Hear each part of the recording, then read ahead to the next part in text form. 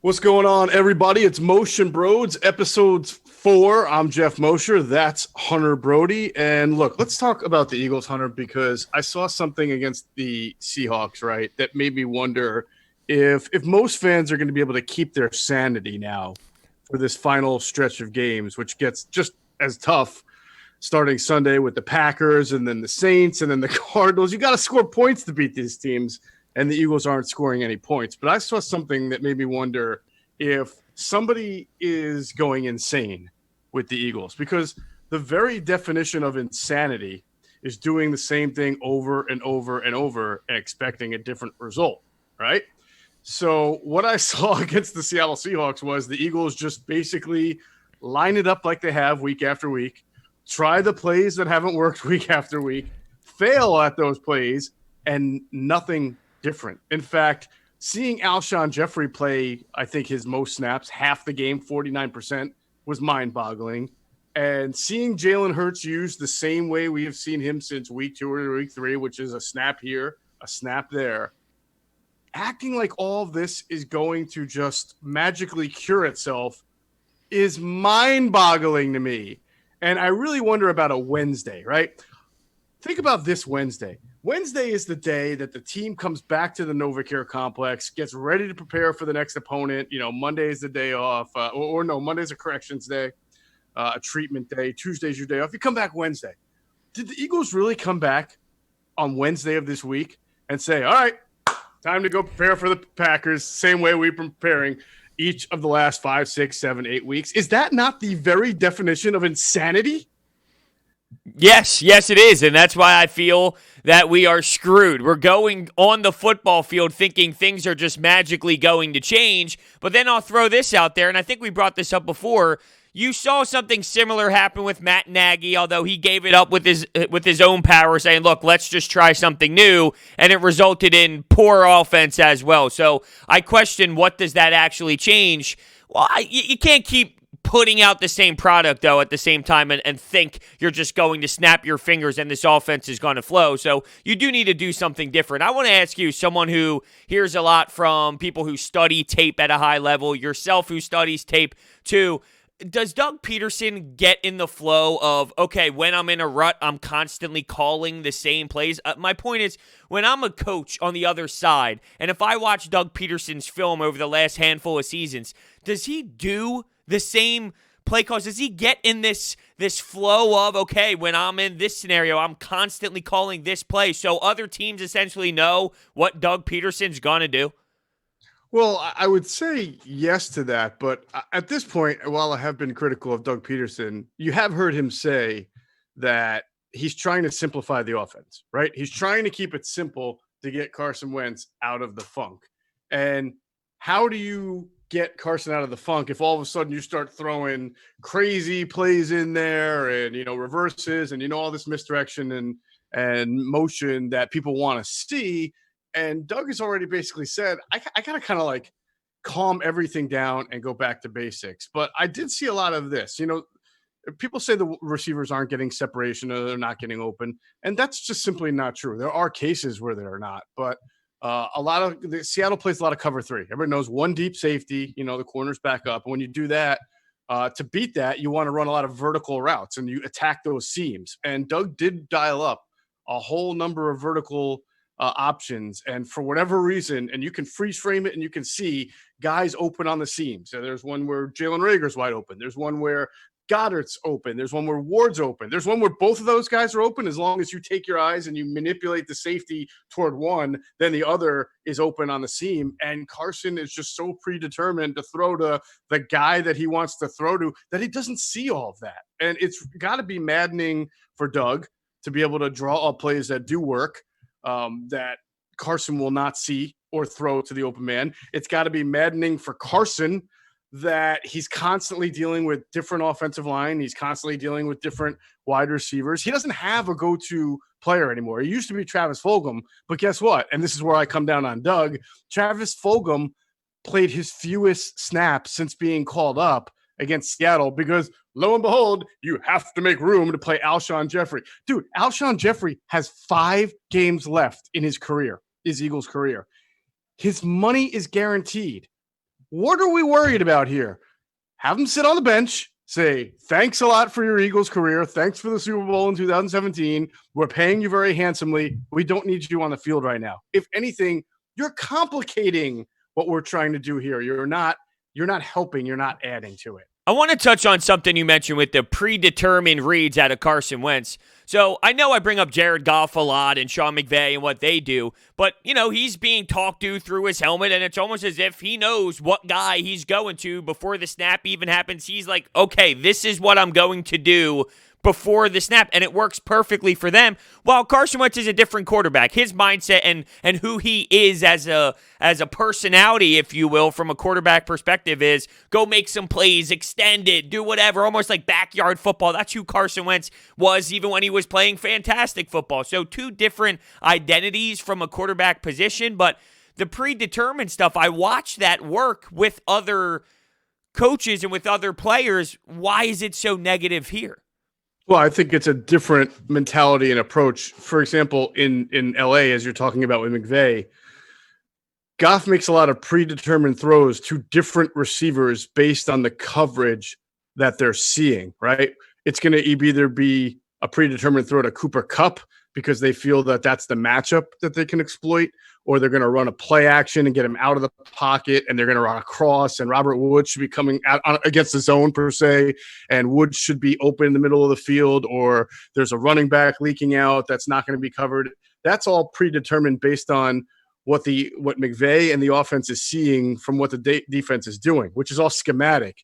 With Carson, it's a little bit different. Carson, I'm predetermining that Dallas Goedert is the guy I like to throw to the most, and it really doesn't matter whether I'm facing man or zone, whether it's cover 3 or quarters. But that not to cut you off, but isn't that a game plan coaching issue heading into the game? Like, if you are a coach, and let's use Sean McVay as an example, and I know Doug Pederson and Sean McVay are not on the same level in terms of offensive minds, but that's what good coaching does. They see the matchup on the other side. They see that, and they put that into their game plan where they can get the quarterback these open receivers, and they can scheme these guys open to the point where it only helps your quarterback to another level, especially when your quarterback is struggling this much. If I see that Sean McVay can automatically get guys open based off of seeing what the defense is going to do, that's what you need out of your coach, at least in my opinion. But that's kind of what I was getting to, and I'm not trying to absolve Doug because I have some separate issues with his play calling. But what I'm saying was that the plays that Doug is calling, like 4 verticals against cover 3, those seams are going to be open, and certain receivers running up certain seams are open, and the play is for to hit, again, manipulate the safety one way or the other and hit the guy who's open, and that's where Carson's not doing it. And there was a play, if you remember against Seattle, he threw to Dallas Goedert on a real deep over, and he didn't get enough on the throw, and it got broken up by, I want to say, Bobby Wagner, the linebacker. If you go rewatch that play and freeze it, Jalen Reagor and Travis Fulgham are wide open on the left side of the field. Now, I'm not saying going to Goddard was the wrong decision because he was running a very deep crossing route. I called it deep over. And if Carson had put the right throw on it, outside shoulder leading, he could have completed that pass. And that would have been the nice deep pass. And that's what Carson likes, right? He likes the quote unquote hero ball type of throw. But then you have to make the perfect throw. There were 2 wide open receivers on the left side of the field because that specific route concept was designed to be that defense. So my issue with Doug, and by the way, to go back to Cleveland, you remember the Jalen Reagor play, right? Wide open on the wheel, and it's just not thrown there. I feel like Doug's getting thrown under the bus to the point where people are saying he has no clue on how to get receivers open, and that's not true. It's not fair. He's gotten guys open. A lot of this is on Carson too, and a lot of Carson's regression is on Doug. I'm putting them hand in hand, but I can give you examples of where each has failed the other. Here's an example where I think Doug is failing Carson, and I've heard this from people who've played in the league and coached in the league. Sometimes, and you mentioned McVay, right? Sometimes you have to have a playbook where your best players or your most explosive players, there are plays that are for them. They're even, this is our X play, or our so-and-so play because the ball is going to that person. The whole design of the play is you're going to get the ball to that person. You go on the field, you want to talk about a predetermined read? We did it for you. You get the ball in this guy's hand. where are the Jalen Reagor and where are the Travis Fulgham plays? Where is the play that says, Carson, forget autonomy, forget about killing. You just get the ball in space in the hands of these guys because these are our youngest guys. They're our playmakers, and we really badly need a play right now. I can't believe, again, going back to the definition of insanity, that you're just not seeing more concerted efforts to get these guys the ball quickly in space. You are seeing plays, like I mentioned, that are traditional zone beaters or man beaters, but you got to rip that stuff up and just go with like, all right, quick. Let's get these guys on crosses, rub routes, just in motion, give them the ball. You know, Raker's like a running back a little bit because he's explosive. Let's get the ball in his hands that way. You saw one tunnel screen. There's just not enough diversity, and there's not enough emphasis on saying, hey, let's get the ball in this guy's hands, not just from a playbook, a play calling standpoint, Hunter, but from a snap standpoint now. Again, Alshon Jeffrey on the field for 50% of the offense, to me, is unacceptable. Who's making that decision? Great question. Who is making that decision? I think internally, it's very fair to question who's making a lot of these decisions. And, you know, you're hearing noise about Jeffrey Lurie having some fingerprints and things, and Howie Roseman has a say in the 53-man roster, which apparently is pretty standard in the NFL. I guess the GM has a say on who dresses on the 53-man roster. That was kind of news to me. In some cases. Yeah, that was kind of news to me when it started circulating a couple months back. So, look, if people do that in the league, then so be it. But you do hear that there's a lot of internal chaos going on at the moment where what happened with Jason Peters? Why does Jason Peters get to choose where he's playing and what's happening there? And they're continuing to use him. So clearly there is this favoritism happening when it comes to these older, experienced veterans. And it's hard for me to actually believe that it's Doug. I have been extremely pissed off with Doug Pederson, but the more and more time passes and the more news that comes out, I'm starting to question how much power does this guy really have to make legitimate decisions? And if they stripped all the power from him, maybe not all, maybe that's a little strong, but a decent amount of power from the guy, aside from play calling and design issues, it's hard to criticize the man, I feel. Yeah, well, I mean, I think that goes back to earlier this year, almost a year ago, when the team basically, you know, when Doug does a press conferences and says, my assistant coaches are going to be back, and then the next day they're fired, right? And we know that Doug really did want them back, and ownership basically, I guess, emasculated him in a way and said, no, you're going to have new coaches. And that was supposed to be the moment for upper management where they put their foot down. Because remember, a lot of people agree. They may have said that's a bad process, but a good outcome because these coaches absolutely needed to go. Got to get rid of Mike Rowe. Gotta. Well, here we are almost a year later, and the offense, this offense has made Mike Rowe look like Bill Walsh. Okay.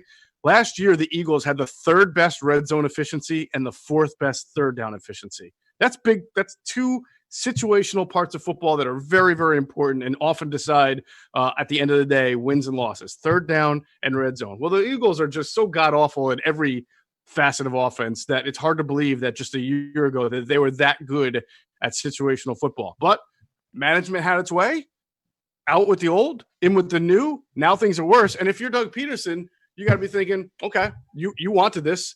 Now you got it. Now, that's not a great mentality because at the end of the day, his job is on the line if things fall as well. But I do feel like he is caught, as you're mentioning, between these two worlds of I don't get what I want, despite the fact that we've been to the playoffs and won a Super Bowl 3 straight years. And now I've got an aging, broken down wide receiver who I have to play. I guess I have an aging, broken down offensive lineman. Got to get him in. I've got this roster full of those kind of guys and really young guys, and some of them who are young are not producing, like a J.J. Arcega-Whiteside. It's flawed, and he must – I kind of agree with you. I'm not absolving Doug, but I'm sure that he feels like, you know what, his lack of decision-making or input in the decision-making process, and this may even go back to the draft. He was asked if he was on board with the Jalen Hurts drafting, and he said yes, but like, is he going to say no at that point? Is he going to just sit there and he's still Doug Pederson. He's not going to publicly throw his bosses under the bus if that were the case. So he's caught between a rock and a hard place. The Jalen Hurts debacle is even uglier than I thought it was going to be. We all hated it for the most part. 99.9% of Eagles fandom and media members, nobody agreed with this. And we all thought, what the hell is the game plan? They didn't even have a game plan. At least try and show us that you did have a game plan. Whatever they're doing now is a joke. It really is embarrassing. I want to touch on something Seth Joyner said after the game about some of these wide receivers, and it ties together with something Adam Kaplan says a lot about Doug Pederson. And, he's not a great he doesn't coach his coaches very well. And we are now firing a wide receiver coach every single season. At what point do you see these failures at the line of scrimmage and hand checking from wide receivers? At what point does that fall on Doug Pederson? Because he does have to coach these coaches, and it seems you're having the same issues. You fire the wide receiver coach, Carson Wentz, and it's a common theme, but you're getting the same results every year with some of these wide receivers. What is that all about? It's funny because I laughed last week, not this past week, but the week before. Oh, only last week? It's the only time. Well, I definitely laugh. Yeah, I laugh about 5 or 6 times a week. But specifically, he was asked about the play calling and whether he thought he should give it up and the struggling offense. And he made a remark, Doug Pederson, that, in Philly, as if this is only unique to Philadelphia, by the way, that all the criticism always falls on the head coach and the quarterback. And that there's so many other things that are going on. And he mentioned them. He said, we're not always tackling really well. We're not always blocking really well. We're not picking up our assignments. And he started to list other things that went wrong. And in my head, I'm like, I wonder if Doug is really hearing what he's saying. Because if he really did understand what he's saying that there are a lot of problems that need to be corrected. Also the penalties that have been really killing him lately. And that's the head coach's job. And so Doug himself just built a great argument for why he should give up the play calling and focus his intention on being a head coach and really embracing all of the issues that are going on and trying to rectify them at practice, in meetings, doing what he can do. Be a head coach, not a head coach who's also the play. Don't be the head coach and the offensive coordinator and then just leave all these problems to your position coaches and your defensive coordinator.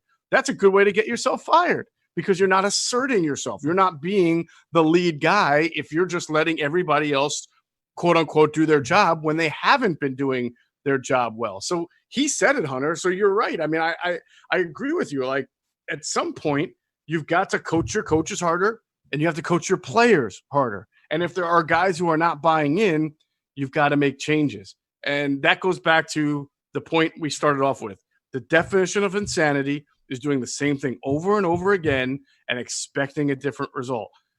I don't think you can fix Carson Wentz overnight by any changes, but I do think this, and I was not on board with Jalen Hurts as a second-round pick either. Nothing against the player, just the whole philosophy of it. But just like Donovan had to do in, 2008, Andy benched him for a half. He took him out, and he said, look, he just needs to go to the sideline, decompress, watch somebody else do it, feel the weight lifted off his shoulders for a little bit.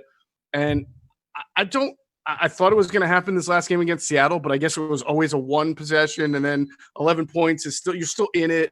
He threw the touchdown right before halftime. He came back and put, I think, a field goal on the board in the third quarter on the first drive. So Carson was moving the chains and he wasn't turning the ball over until the fourth quarter. And that wasn't even his fault. Maybe that's why Doug stuck with it, but you can, if you're playing the Packers and it's the same thing, I think you just got to go with Jalen Hurts for at least a series, 2 series, the rest of the half, the rest of the game, whenever you pull him, just to let Carson decompress. Oh, I agree completely. I'm at the point now where do whatever the hell you want. This is so ugly. I'm so miserable. Football should never be this way. And I feel for Jets fans. I feel for Browns fans now because I can't even stand it for 11, 12 games. I don't know how the hell they do it for years and decades. And unfortunately, I'm getting brainwashed into thinking this might be more than a season thing. We might be sitting through 3 seasons of this if they don't figure it the hell out with Carson Wentz because, well, the contract is so hefty and it's not something that you can move on from. So,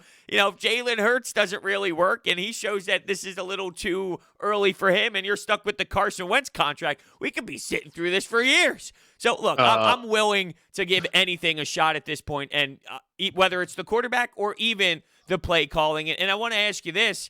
Deuce, would you be intrigued by him? Torrey Smith is out there on Twitter ready to go to war for Deuce to get that opportunity. Although you look on this coaching staff, you do see people who have experience in that area before. I'm not going to lie to you. I'm a little intrigued. Maybe that gets the run game going more. I saw Reuben Frank put out this article on NBC Sports Philadelphia about we thought Andy Reid was bad.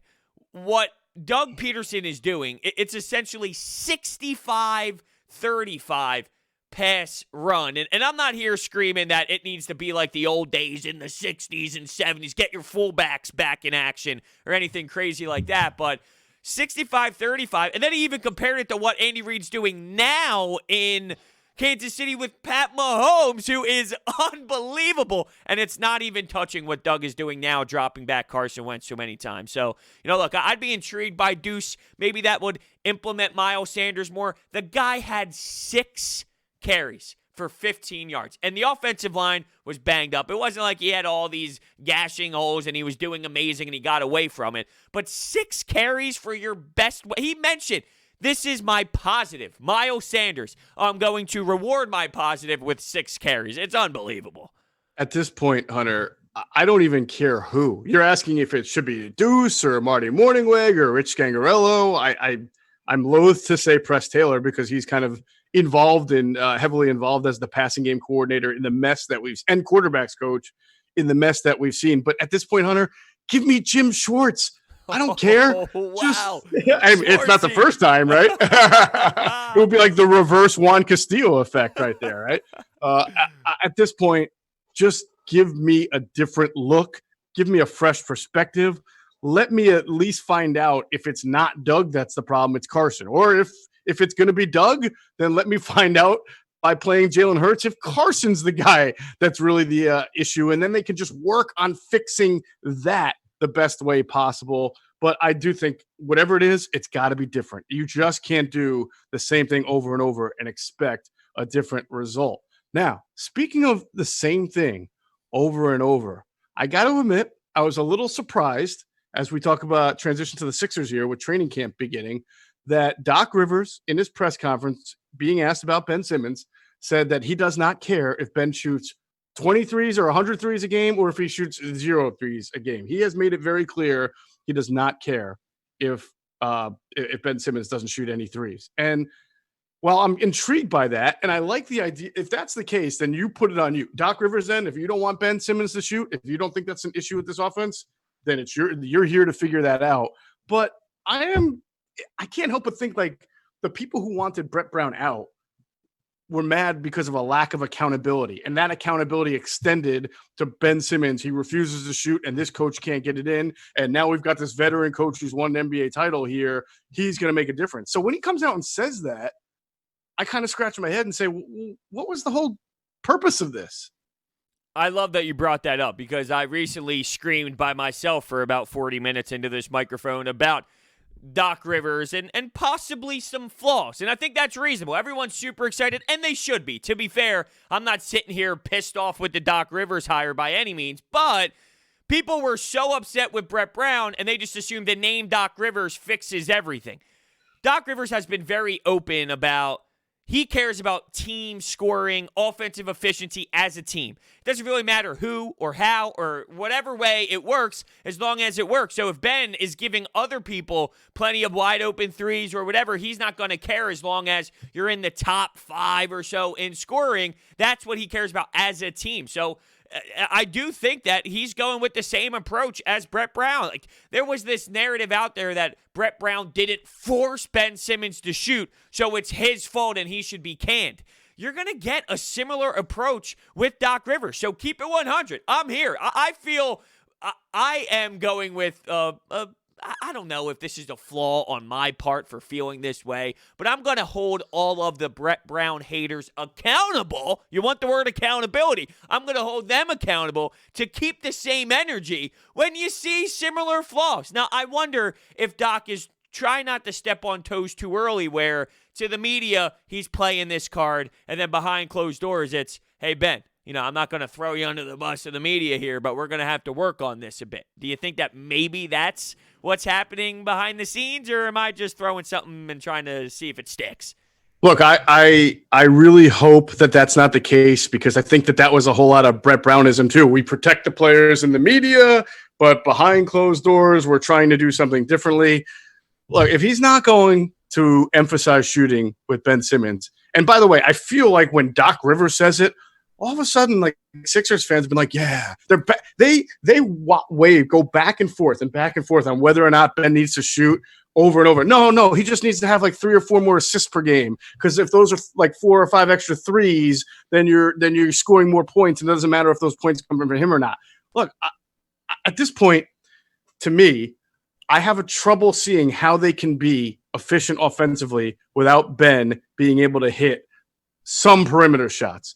Because it comes back to the same thing. When you play the Raptors, when you play the Heat, when you play the Celtics, these better teams, they will focus their efforts defensively on other players, on stopping other players. So if Doc Rivers is not going to emphasize Ben being a perimeter shooter and stretching the court, then what Doc Rivers has to figure out then is how to get more efficiency out of Joel Embiid and Tobias Harris. I do agree with you that it looks like they're going back in a little bit. Like, by bringing in Danny Green and bringing in Seth Curry, what they've decided is we're not going to build around Ben with guys who aren't great shooters, like Josh Richardson and of course Al Horford, right? We're going to put shooters around him. And that kind of has the feel of 3 years ago when Brett Brown did, I guess, an excellent job, right? Because around Ben and Joel, he had Dario, he had Rocco, and he had JJ. And those were shooters, but they would get exposed defensively in the playoffs, especially against Boston. So now he's got Seth, now he's got Danny Green, and now, of course, instead of Rocco, they have Tobias Harris. Those are supposed to be some pretty good shooters, and that should make a difference. And it might still be a better defensive team all around, especially when you can get Thibault on the court. But my question is this. It's not even a question. My point is this. I don't think that Doc is a miracle worker. This team has struggled to keep its core healthy and intact. And there's going to be, and people just either conveniently ignore it or say you can't game plan for it, but it happens. There's going to be a stretch where Joel Embiid is going to be out 8, 9, 10 games, right? Because history says it's going to be that way. So while you're trying to focus on making Joel a more efficient scorer and maybe getting him in the low post or getting him better shot selection than the Brett Brown regime, right? What are you going to do when Joel's not on the floor? Who is your offense going to go through? It's got to go through Ben and the shooters, but that means Ben has to be a more active scorer and shooter. And he has to be a more efficient player in the half court, especially, and in the playoffs. So if Doc is going to excuse the lack of shooting, then it's on him to figure out a way to make a half court offense work. And that's where I go to, is he a miracle worker? Can this happen? I do question, too, like there was limitations offensively with that unit you were talking about with Dario, Rocco. No one creates their own shot. And in the NBA, you need to be able to create your own shot when it comes down to fourth quarter and the defense intensifies even more. It's playoff basketball. It's a slow-down game. You got to be able to generate your own scoring chances that way, and without Ben Simmons being able to do that, and I know right now you think, oh, well, Joel Embiid, obviously. Well, it's not obvious, honestly. It's not. Yes, he's your most dominant player. You would like for that to happen, and it's harder now to double team because you do have better spacing around him, but it's not that simple to be a center, a big man in this league, and be that guy that you go to every single possession down the stretch based off of the way that the game is played. So I do think that causes some problems. And then let's talk about the limited amount of time. Let's say it's 12 minutes of Dwight Howard when Joel Embiid is off the floor. Now you have Dwight Howard who can't space the floor at all. I saw that 188 of 202 shots were within 5 feet or so of the basket. So the spacing's not there. Add Ben Simmons to the floor. Now you're limited in what bench players and role players you can even utilize. Matisse Thybulle, he doesn't really stretch the floor unless he brings a whole different level of three-point shooting to his game. And I saw a quote from him that didn't seem very promising, as if, he wasn't to the level yet. I saw a quote that I was like, damn, really? You went down that road of like, I don't know if I'll ever get to that point in three-point shooting. Well, come on, man. What are you saying? You don't go down that road. But anyway, you're limited in your options because you can't throw out Ferguson, who's not a great stretch-the-floor guy, or Matisse Thybulle. So you already are in a pickle in those limited, keep in mind limited, but important minutes when Embiid's on the bench during postseason play. I don't know how these rotations are going to work. I'm intrigued to see how someone like Shake Milton, I know you're a Shake guy, or Tyrese Maxey fits into the mold. So maybe someone comes up and really surprises us. It seems like you're going to need one of those two maybe to be those players. Well, this is where, Hunter, I'm hoping that Doc Rivers has maybe his secondary biggest impact. Obviously, your first one is on the offense and what he does with Joel and Ben and getting Tobias good shots, right?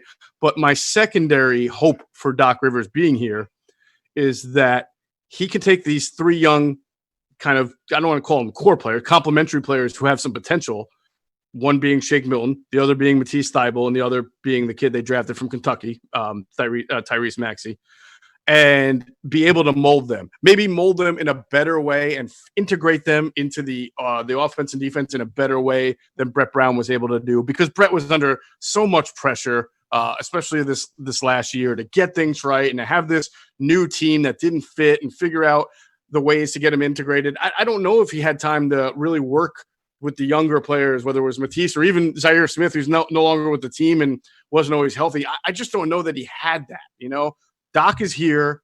I think he is expected to win, but I don't know that he's expected to bring this championship year one. He's got a lot to figure out and a lot of moving pieces, but I know Doc has worked well with young players in the past, and maybe Shake Milton can be your Lou Williams, man. Maybe he can come off that bench as your sixth man and be instant offense and, give it a little spark and hit some shots. I really do feel like while he is raw, you saw more good moments from him last year than you saw bad moments. Even the playoffs when he was uneven, he had a couple of tough games. He was able to kind of respond and not get totally lost, which I thought was very important for a young player. I really hope his growth winds up becoming kind of the glue for this team. I know that's a lot for Shake Milton, but what I'm saying, we've been constantly looking. We only had it for about a little time with Jimmy Butler, for a combo guard who can play with Simmons on the floor, who can create his own shot, who can shoot, who can make a shot, who can dribble, pull up, and do a lot of different things. And I really hope he becomes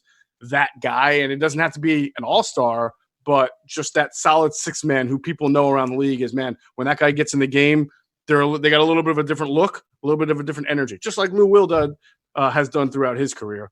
So I hope that's the case. I am excited, Hunter, but I do think that people just kind of have gotten lulled into the Sixers are back. They got rid of these bad contracts. Now they're going to go rub elbows with the Heat and the Celtics and the Raptors. And I look, we're not even this training camp just started, but I don't feel like they're there yet.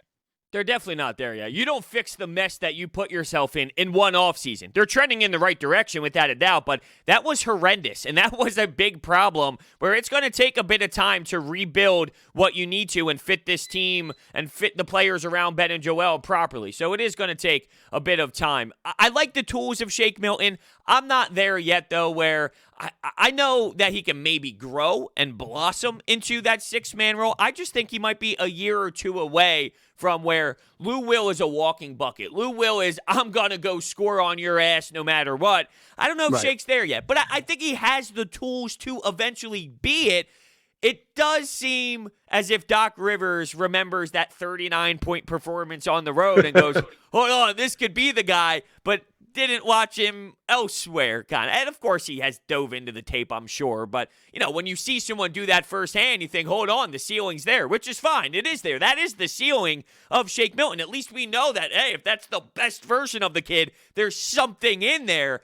I just think it's going to take a bit of time. And we've been looking for that Markelle Fultz combo guard, if you will. A lot of NBA scouts and people who cover college basketball look at Tyrese Maxey, can't believe that he fell that far to the Sixers, and think, man, maybe he is the one that can be that combo guard that could have been Markelle Fultz. How crazy would that be, where you find what you wanted out of Fultz late in the 20s, years down the road? It's funny how sports works sometimes. Someone has to be that Tyler Hero, that young stud that everyone missed on. Could it be the kid from Kentucky? Well, I think it's possible. Once again, though, I'm not just going to claim it until I see it. I need to see it. But there are reasons to believe, hey, maybe it could be this kid. I guess so. You're right when you say that there are some guys from Kentucky. It's weird. The Kentucky guys are so hit or miss. I mean, obviously your John Walls are great players, but like Booker, right? He was what 13th Yep. overall, 14th. I mean, I think that's when Sam Hinkie took Jahlil Okafor at third overall when they could have used a great shooter, but obviously a lot of teams passed on Booker. Tyler Hero is another one. But then some of the guys that go really high, like a Kid Gilchrist or a Malik Monk, they totally are not good at all. I mean, it's just very strange with these Kentucky players. So I'm hoping Maxey can develop, and I like that there's a new coaching staff to be able to work with him. But I'm going to be a shakesman to the end. I got to get you to be a shakesman. A shakesman, huh? By the end of this year, you're going to be a shakesman. You're going to recognize the potential of Shake Milton, and you're going to call yourself a shakesman like me. That's awesome. I love it. Well, I'm a Schwartzman. Some good stats flowing around the internet today about his defensive numbers this season. Yeah. They always seem to get better in December, just when it's time to save your job. I'm a Schwartzman. Hey, I know we're off the Eagles, but the game plan defensively, I know DK Metcalf and Slay had their little battle, but ultimately that defense kept them in them once again. It did. It kept them in. There was good pressure. I mean, you can't ignore the fact, though, that they have not had a shutdown game all year long. And they've played some teams that are pretty pedestrian offensively, whether it's Giants or Washington. All right, well, guess what? I think when Shake Milton drops 30 on some scrubbed squad, I'll say, oh, yeah, really? The team that plays Hunter Brody at starting point guard? Uh-huh. Oh, yeah. My bad. Was that 39 against the Clippers? Was that a scrub squad, right? Well, I mean, did you see how that Clipper season finished? They weren't there mentally. No, they weren't there. And they kind of threw Doc Rivers, at least Paul George threw Doc Rivers under the bus. So there's a little bit of a concern there. I'll tell you about something that concerns me, Hunter. John Middleton just laid off a lot of his workforce, and the Phillies lost all this money. And I thought we always felt from the beginning with John Middleton that like money was never an option, right? And then all of a sudden you hear things like, well, there's COVID, so I don't know about free agency and now the workforce. And, Andy McPhail, his second in line, saying something like, I don't know who wants to uproot in the middle of a pandemic. Meanwhile, every other team is hiring, including in Philly, right? Hiring GMs and coaches. But obviously the report in the New York Daily News that they don't expect to keep JT Realmuto. I have mixed emotions about this because as much as I like JT and I feel like this team really needs him, I have a realistic sense about the fact that he's a catcher and bad contracts are bad contracts, no matter what sport it is. And if they can't keep him because he's going to sign like a 7-year, $180 million deal somewhere, I really have to remove emotion from this and say, God bless the team that wants to give a catcher who's already 30, right? Or going to be 30 this year, 7 years at $180 million, because the history of that is not good. Just look at the Buster Posey deal, which seemed great at the time. And he has not been the player that he was, 5 or 6 years ago. And I think people are going to kill the Phillies deserve to be killed because, as everybody knows, they should have signed him to an extension as soon as they traded for him. That is where they failed. But I'm a big believer that you don't make a mistake to correct a mistake. That's how I believe. And I believe giving JT Realmuto 7 years and $185 million would be a mistake that 3 years from now, Phillies fans will be like this. I can't believe you know what I'm saying? Like, absolutely. I agree with you. Don't do that. I've been getting ripped for saying this for a little bit of time, even before all this news. Even when we're talking mid-season and are they going to keep him, or are they not? If it's a lot of money to this type of position, I can't do it. I know Sixto hurts. I am a Sixtosman. All right, I'm all about it. I'm a Sanchezman. I can't believe I watched this kid throw 102 constantly. His changeup is faster than Aaron Nola's fastball. It's unreal. I love him. But just because you gave up on him, you don't just sign him. It's sort of like you gave Tobias Harris all that money because, oh, look what you gave up and you lost Jimmy Butler. You had to do it. Well, guess what? That backfired. And it's not like every situation is exactly the same, but it has that similar mindset to it. The only issue I have now is, fine, don't sign him. I can acknowledge that signing him to that money would hurt you. but go spend that money in the 7 other areas that you need to fix. Whether you go out and get a ton of bullpen help, you fix the starting rotation, you lose Arrieta, go get another starter. Use that money and go get yourself more of a team. Sign McCann. I like the McCann idea. I'm cool with that. That's the road I would go down. Go out and fix the club. But I can't be satisfied with not doing that. Going after David Hale, Vince Velasquez, and your guy Hector Neris. I'm sorry, I can't do it. I wanted to save my Hector Neris rant for a little later. You brought it up. I'm still going to save it because I want to accentuate your point about and you mentioned what I said. Making a mistake. You don't want to do that. I mean, even the Eagles. Not to bring everything back to them, but it always does. I know it always goes back to the Eagles, but they clearly. They've talked about this. They missed out on Russell Wilson. They wanted Russell Wilson in 2012. They thought they were going to be able to get him without trading up. Seattle traded up, jumped ahead of him, and they have felt burned by it ever since. And so, me reading the tea leaves, their strategy of taking Jalen Hurts in the second round was, and I don't think they had Hurts and Wilson like necessarily graded the same way. Their whole thing now is we want our guys, we want our backup quarterback, but they wanted Jalen Hurts. They didn't want to lose him, didn't want to wait until the third round where most teams thought he was going to go third or fourth round. So they went high in the second round to get him. That's a mistake that you're hoping corrects the mistake of several years ago, missing out on Russell Wilson. And so that's why, as we talk about Middleton, and I don't know where he is with it. So people are blasting him. I don't even know if his mindset is ours. Our mindset is this would be a bad contract. I think his mindset is I just don't want to pay that amount of money at this point for anybody, So it could be two different ways to get to the same place. But I don't understand, or I wonder, I should say, if there's a way to meet it in the middle. Why don't if he's going to sign like a 185 over 7 years, which is something in the $26 million range, why don't you give him like $30 million a year for 3 years, or even 4 years? So it's still a lot of money. Right? What's that? That's about 120. It's obviously he'd be giving up a lot more if someone were able to sign it, but at least he's getting a higher chunk of money now. I personally don't think he's going to get that huge 7-year deal that people think he's going to get. I think there are smart baseball teams that are aware that long-term deals for catchers often backfire. So there's got to be a way to kind of meet it in the middle on a shorter term deal with more money on an average annual yearly basis to maybe keep him. And then I'm okay with it because I do think he's not essential, but he's very important to what they want to be and what they can do, but you just can't go 7. You can't. I don't see it. I know Phillies fans are like, fine, just throw whatever money to keep him. No, you don't do that.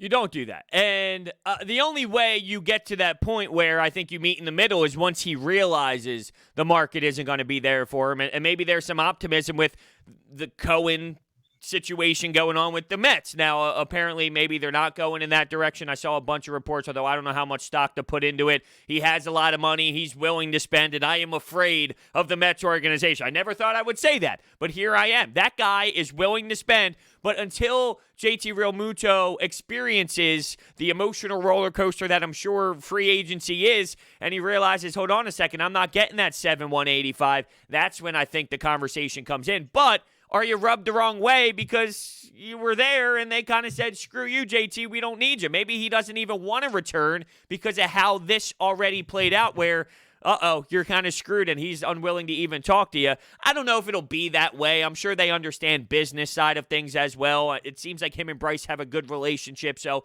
I don't know if it would completely rub him off the wrong way, but I'm sure that there is an emotional side that is a little like looking out of the side of your eyes a bit towards John Middleton when the phone rings and it's, hey, it's John. What are you thinking now?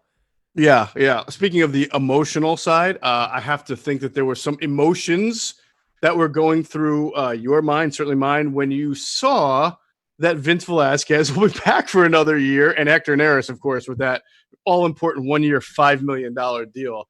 I know you know how I felt about that, but I really don't get the thinking. I mean, it's one thing if it were like 1 year or 2 years and you thought you could fix it and make it work. But what did Girardi see? What did management see where they felt that let's bring back Vince Velasquez one more year to see if it works. What are they expecting to change? Nothing. Nothing. There's Then nothing why? that can change.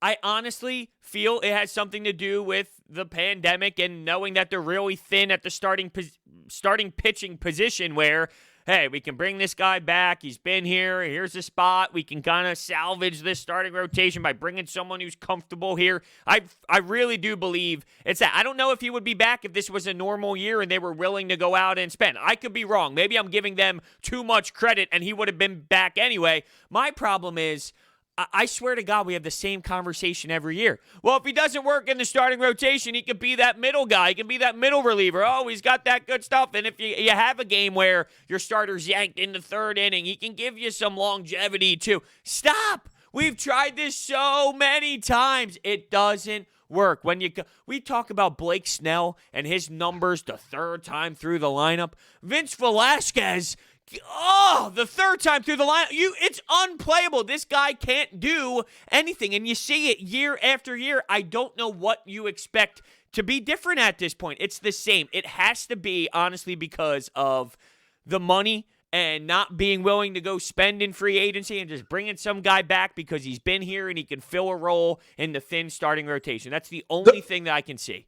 Doesn't this reinforce the fear and concern that when you fire your general manager, but don't replace him with anybody other than the same president who's been there and then the assistant GM who was basically an acolyte of the GM you just fired, that they're going to have the same thought, the same process mentally, right?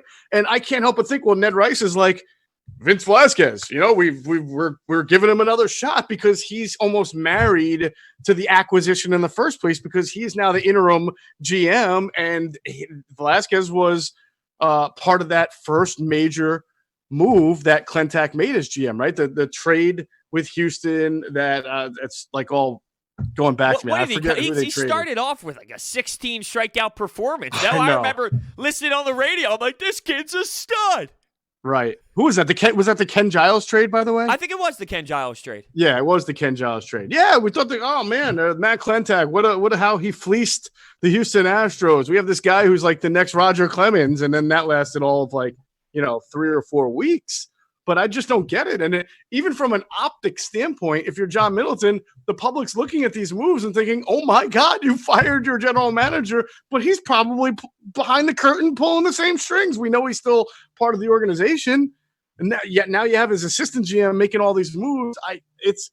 Look, the worst thing in baseball, because it's such a long season, is to go into the year thinking that nothing has changed. Nothing is different. Nothing's better about the team that just disappointed the hell out of you. And when you just go back to last year, it's not like the whole team was in disarray. It was really the bullpen. The bullpen and the pitching staff, that's it. After Nolan, after Wheeler, it was just a whole bunch of, this really sucks. And they have not done – all they do is bring back those same guys.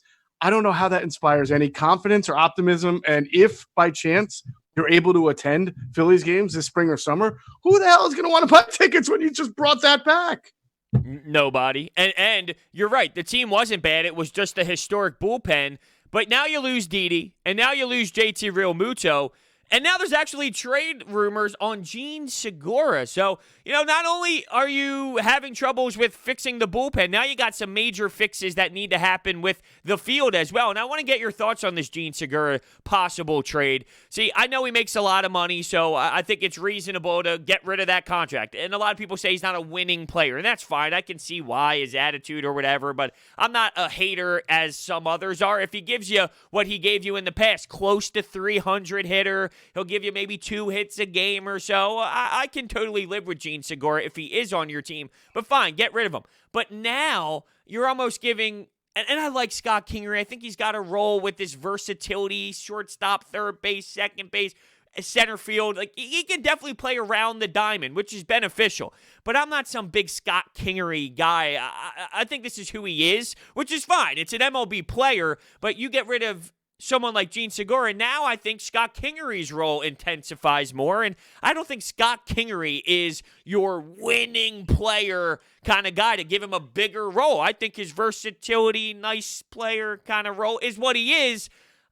I don't know where this team is headed after losing Didi. If they do trade Gene Segura and they lose JT Realmuto, giving some of these other guys bigger roles, is that the best way to go about things? Well, I mean, it would be nice to say, well, when you lose Didi, right, or you lose JT, you just pull up from your prosperous farm system. Yeah, You know, and like you're the Yankees, and you just pull up you just pull up an Aaron Judge, or you pull up a Miguel Andujar, or you trade for a Gleyber Torres, right? But no, we know that this position is not this farm system is not well stocked. And look, I remember saying this to you on either episode 1 or 2. I do feel like the Phillies need to get rid of some players and start to bring in prospects and replenish. But I want a new regime to do it. I want a new GM to do it. I want a new head of baseball operations to do it. Maybe Eric Neander, for example. Just somebody who's going to take this franchise and reshape it and bring a new philosophy. Any of these moves are being made by the old regime are just going to have the stench and the stink of the old regime on it, and I'm not going to trust it to begin with. So while I'm fine, I even suggested, if you have the ability to trade Rhys Hoskins for prospects and then move Alec Bohm to first base, go ahead and do that, although it's very difficult with Rhys having the surgery now to be able to be even moved.